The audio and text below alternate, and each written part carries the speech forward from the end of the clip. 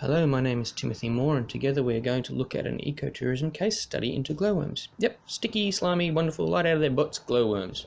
But first, let's look at what ecotourism is and what makes it tick. The godfather of ecotourism, David Weaver, suggests that ecotourism is a form of tourism that fosters a learning experience with an appreciation of the natural environment. Got that? Simple, eh? Wrong. Holly Donoghue and Roger Needham in 2006 established a set of beliefs essential to ecotourism, suggesting it requires to be firstly nature-based with good ethics, responsibilities and awareness.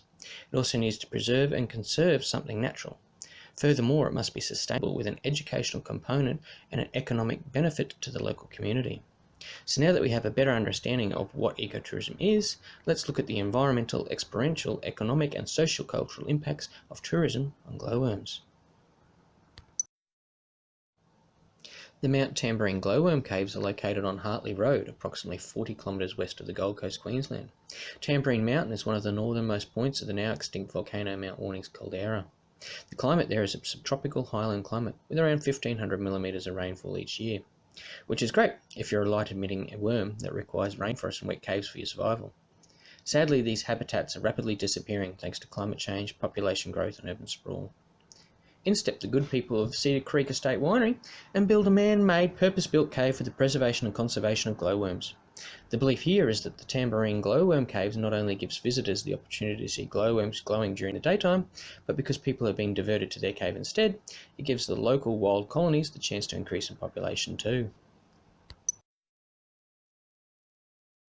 Despite being completely man-made and located on private property, the Tamborine Mountain glowworm caves can and should still be considered a nature-based tourism attraction.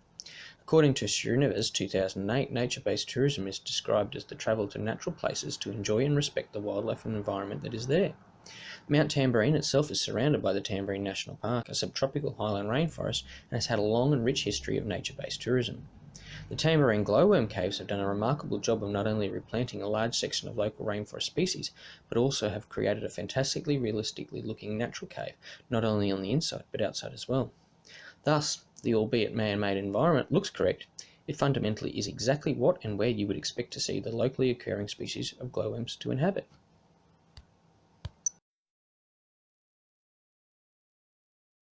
The sustainability of this facility appears to be of high consideration.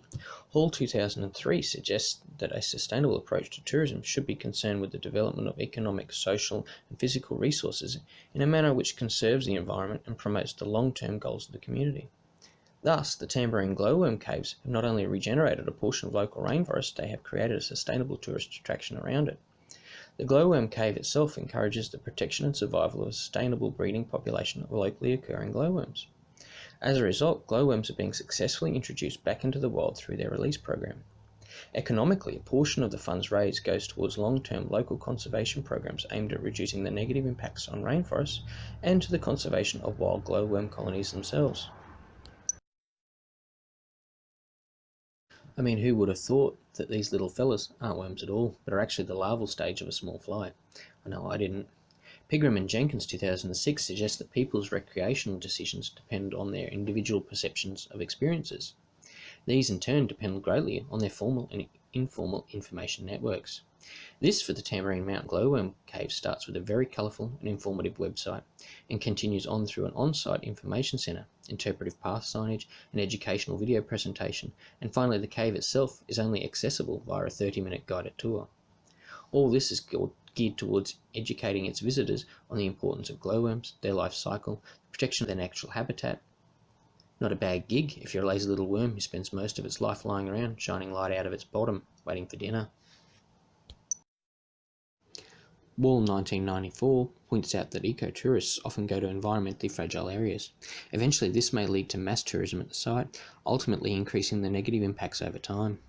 This is the intention of the Tamborine Mountain glowworm caves, to divert the visitors to their cave instead, giving the local wild colonies the chance to recover in population.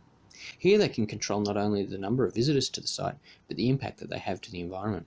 By locating the glowworm cave as an already existing township, they can reduce some of the negative national park visitation impacts like overcrowding and vehicle strike.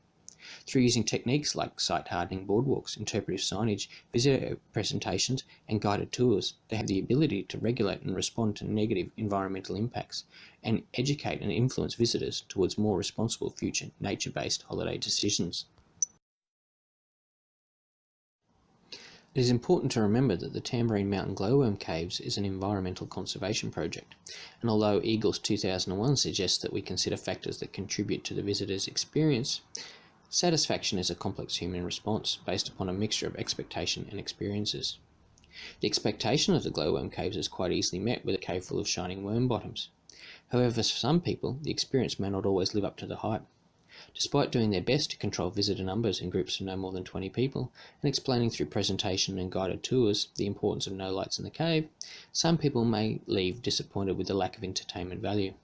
After all, the cave's primary role is to protect and conserve glowworm populations for release back into the wild, and not some sort of travelling sideshow circus.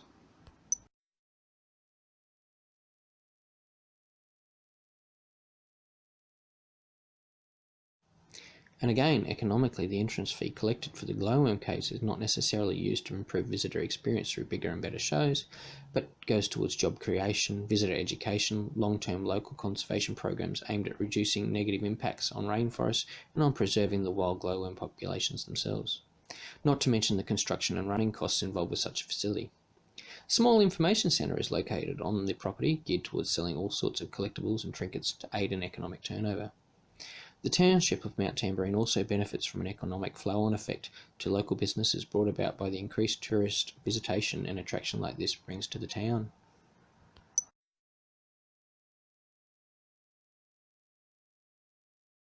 Furthermore, the township of Mount Tamborine itself is named from the local Aboriginal word and refers to the finger lime trees that grew wild on the mountain. The wild lime was once traded to the early settlers for cooking and jam making, the spelling of which appears on early records as jamboree or chamborim, and is recognised now as the origins of tambourine. Sadly, the Tamborine Glowworm Caves mentions none of the mountain's past Aboriginal cultural history. So in order to create a socio-cultural environment that is conducive to the ideals of ecotourism, Weaving 2001 suggests that the environment needs to be managed according to accepted standards where the needs and preferences of all groups are respected. Most experiences sought by ecotourists depend on the natural environment being in its unaffected state. Hence, the glowworm caves need a symbiotic relationship with the local community. The locals contribute by maintaining the wild and unspoilt nature of the mountain, and the glowworm caves return a tourism trade fostering an economic and employment benefit. In conclusion, the Tamborine Mountain Glowworm Cave fits the brief essential for an ecotourism destination. The cave is a nature-based attraction with good ethics and responsibilities towards conserving and preserving the glowworms. The cave is sustainable with a highly educational component and has an economic flow-on benefit to the local community. The team at the Tamborine Glowworm Caves have created a man-made cave enabling daytime glowworm sightings, thus preserving these slummy little fellas by diverting visitors to their cave instead of being destroyed by trampling humans curious to touch the sensitive insects in the wild. Here in their cave, they can not only control the number of visitors to the site, but the impact that the visitors have to the surrounding environment. Sadly, not every visitor understands that this is a conservation project, and some may leave feeling that the experience of a cave full of shining worm bottoms less than satisfactory. Thank you for listening.